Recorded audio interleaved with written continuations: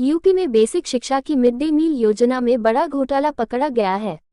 योजना के 11 करोड़ 46 लाख रुपए प्राइमरी स्कूल का एक टीचर खा गया। विजिलेंस की जांच में टीचर के पास अकूत संपत्ति पाई गई है। विजिलेंस ने टीचर और घोटाले में शामिल शिक्षा सहित कई विभागों के खिलाफ केस दर्ज किया है। विजिलेंस की जांच में सामने आया कि फिरोजाबाद के शिकोहाबाद में तैनात प्राइमरी स्कूल का सहायक अध्यापक चंद्रकांत शर्मा घोटाले का मास्टरमाइंड है। उसने 2006 में सारस्वत आवासीय शिक्षा समिति के नाम से संस्था बनाई। चिटफंड कार्यालय ने फर्जी दस्तावेजों पर संस्था का रजिस्ट्रेशन कर दिया। 2008 में चंद्रकांत ने बेसिक शिक्षा विभाग के अधिकारियों से सांठगांठ करके जिले भर के स्कूलों के मिड डे मील का काम ले लिया। नाम बदलकर खुद बना कोषाध्यक्ष, पत्नी को बनाया अध्यक्ष। शासन के निर्देश पर हुई जांच में पता चला कि चंद्रकांत के पिता संस्था के अध्यक्ष और मां कोषाध्यक्ष थी। परिवार के ही लोग सदस्य बनाए गए थे। मिड डे मील का काम मिलने के बाद उसने माता पिता को मृतक दिखाकर खुद सुनील शर्मा के नाम से कोषाध्यक्ष बन गया। पत्नी बेबी शर्मा को अध्यक्ष नामित करवा दिया, लेकिन जांच में उसके माता पिता जीवित मिले।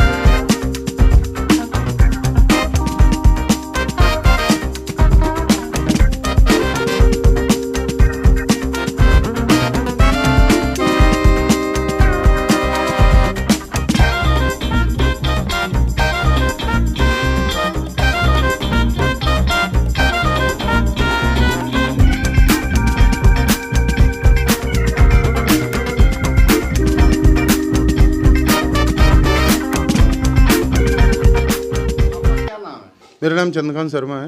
ये आपके खिलाफ एक आगरा में विजिलेंस का मुकदमा दर्ज हुआ है जी, क्या कहना है आपका? ऐसा है, ये पहला मुकदमा नहीं है जो झूठा मेरे खिलाफ दर्ज हुआ है। 2014 में भी एक झूठा मुकदमा दर्ज हुआ था। जैसा कि अभी तक एफआईआर की कॉपी मुझे नहीं मिली है, लेकिन आप लोगों से जो जानकारी मिल रही है कि 11.5 करोड़ रुपए के लगभग का घोटाला दिखाया गया है। एफआईआर करने से पूर्व उन प्रधानाध्यापकों को, तत्कालीन जिला बेसिक शिक्षा अधिकारियों को, मुख्य विकास अधिकारी महोदयों को, जिलाधिकारी महोदयों से ये अवगत कर लिया जाता, उनसे पूछ लिया जाता कि ये धनराशि किस एवज में दी गई है और जिस एवज में दी गई धनराशि है उसका यूटिलाइजेशन हुआ है कि नहीं हुआ है। इससे तो ये प्रतीत होता है कि 2008 से लेकर 2014 तक जनपद में मध्याह्न भोजन बटा ही नहीं। अगर जनपद में मध्याह्न भोजन नहीं बटा तो स्कूलों के प्रधानाध्यापकों द्वारा कोई शिकायत की गई होगी। आज तक संस्था के विरुद्ध कोई भी शिकायत किसी भी प्रधानाध्यापक द्वारा नहीं की गई है।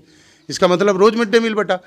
जनपद में मिड डे मील बटने से पहले नामित अधिकारियों के यहाँ डबरई पे खाना चेक होता था। रोज मिड डे मील वैन या ऑटो जिसमें जाता था मिड डे मील, उससे भोजन चेक करते थे, तब स्कूलों में बढ़ने के लिए जाता था।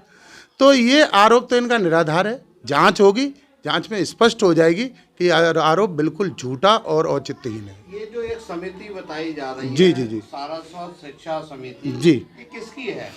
ये समिति में 8 प्रदेश के लोग सम्मिलित हैं। कोई भी सामाजिक समिति किसी एक व्यक्ति की नहीं होती है। नहीं बताया गया कि ये आप ही के परिवार के सारे लोग हैं। ये उनका कहना नितांत गलत है। 8 प्रदेशों में मेरे रिश्तेदार नहीं है और इसमें अनुसूचित जात, अनुसूचित जनजात, पिछड़ा वर्ग, अल्पसंख्यक सभी वर्गों का समान प्रतिनिधित्व है इस संस्था के अंदर। ये आरोप लगा देना कि साहब सिर्फ इनके परिवार के लोग थे। आरोप तो ये भी लगाया गया कि मैंने अपने माँ और बाप को मृत दर्शा दिया। क्या ये सत्य है? आरोप ये भी लगाया गया कि मैंने सुनील शर्मा के नाम से 20 खाते आगरा बैंकों में खुलवा लिए गए। हम कहते हैं कि भाई जांच कराओ, आगरा नहीं पूरे हिंदुस्तान की बैंक की जांच कराओ। क्या सुनील शर्मा के नाम से मेरे द्वारा कोई खाता संचालित है या मेरे द्वारा चंद्रकांत शर्मा के द्वारा कभी भी संस्था से कोई 1 रुपए का लेन देन किया गया है या चंद्रकांत शर्मा के द्वारा या उसकी धर्मपत्नी के द्वारा क्या खाते को कभी भी ऑपरेट किया गया है? जब हम लोगों ने ऑपरेट नहीं किया, उस पैसे का यूटिलाइजेशन विभाग दे रहा है, विभाग को संस्था दे रही, उसमें घोटाले का जिक्र कहाँ से आ गया? आप एक बार जेल भी गए थे। जी जी जी, और उसमें बीएसए भी जेल गए थे। जी जी, मैंने आपको अभी पहले ही जिक्र किया था कि 2014 में एक झूठा मुकदमा हमारे खिलाफ लिखा गया था भवन निर्माण का। उसमें भी मुझे माफिया घोषित किया गया था। और 2018 में जब वो मामला ट्रायल हुआ कोर्ट में, तो उसमें दोष मुक्त हो गए। और जिन लोगों ने मुकदमा लिखा था, जिन लोगों ने उसमें गवाह बने थे सरकारी अधिकारी, वो लोग ये कह के गए कि हम तो राजनीतिक दबाव में हमने इसमें इस तरीके की कार्रवाई की है, इसमें इन पर कोई मामला नहीं बनता। मेरे जजमेंट में ये लिखा हुआ है। लेकिन एक बात समझ में नहीं आई, आप कह रहे जांच करा दो, विजिलेंस अधिकारी ने जांच करने के उपरांत एफआईआर दर्ज कराई है, तो अब किस चीज की जांच? आप मुझे बताइए, मैंने भी आप लोगों से ही एफआईआर देखी है मैंने, उसमें कहीं किस जगह उन्होंने जांच की उसका उल्लेख है? किसी स्कूल में गए उसका उल्लेख नहीं है। बीएसए ऑफिस में किसका बयान लिया उसका उल्लेख नहीं है। उन्होंने क्या किया है कि खाते को, विजिलेंस ने संस्था के खाते को और सरकार द्वारा भेजी गई धनराशि को सिर्फ ये मान लिया कि ये घोटाला है। इसके आगे तो उन्होंने कोई जांच की नहीं कि इस पैसे का हुआ क्या। नहीं, उसमें तो आरोप ये भी लगा है कि आपने संपत्ति इकट्ठी की है, आपका एक कांत नाम से पेट्रोल पंप है, आवासीय, आपने कॉमर्शियल भूखंड आगरा में लिया, उस पर अवैध निर्माण हुआ है। देखिए, अब विदेश की तो बात मैं नहीं करता, हिंदुस्तान के अंदर मेरा कोई पेट्रोल पंप नहीं है। मेरा, मेरी वाइफ का, मेरे पिताजी का, मेरे माँ का, मेरी बच्चियों के नाम, मेरे बेटे के नाम, यहाँ तक कि मेरे रिश्तेदारों में भी किसी के नाम से कोई पेट्रोल पंप संचालित नहीं है। इन आरोपों को तो खंडन वही व्यक्ति कर सकता है, या तो पेट्रोल पंप के प्रूफ हमें दे दे। तो हमारे लिए तो ये सौभाग्य की बात होगी कि हम एक पेट्रोल पंप के मालिक बन जाएंगे। तो आपको अब क्या लगता है, आपके खिलाफ इतना क्यों हो रहा है? क्योंकि आप तो एक सरकारी स्कूल में प्रधानाध्यापक हैं। मैं 7:30 बजे विद्यालय आता हूँ, 2:30 बजे विद्यालय छोड़ता हूँ। द्वेष भावना साहब, ये अमर सिंह जी जो हैं, इनके पारिवारिक लोग मेरे बगल में रहते हैं, पुरानी इनसे रंजिश चली आ रही है। इनके विरुद्ध मैंने इनके डीजी को और माननीय मुख्यमंत्री जी को और एसएसपी को लिखा था कि इस विवेचना से किसी और व्यक्ति को और आईओ निर्धारित कर दिया जाए, इनके द्वारा जांच न कराई जाए। उसमें कोई सुनवाई नहीं हुई। अब इन्होंने अपनी एफआईआर दर्ज कर दी। इसमें विजिलेंस की एफआईआर में होता ये है कि जब कोई विजिलेंस एफआईआर दर्ज कर देती है तो फिर उसकी विवेचना होती है।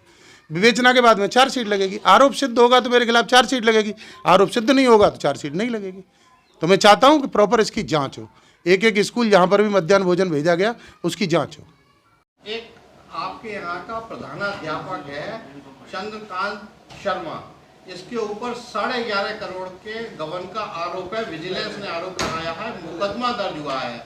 अब विभाग क्या कर रहा है? प्राथमिक विद्यालय जाजपुर में कार्यरत श्री चंद्रकांत शर्मा के खिलाफ जो है वो मुकदमा दर्ज होने की जानकारी प्राप्त हुई है। जैसे ही जानकारी भी इसकी मिली, हम लोगों ने विभागीय कार्रवाई करते हुए अभी तत्काल प्रभाव से उन्हें निलंबित किया है। विजिलेंस से अभी कोई आधिकारिक जो है वो रिपोर्ट हमें प्राप्त नहीं हुई है। जब रिपोर्ट प्राप्त हो जाएगी तत्क्रम में हम अग्रिम कार्रवाई करेंगे।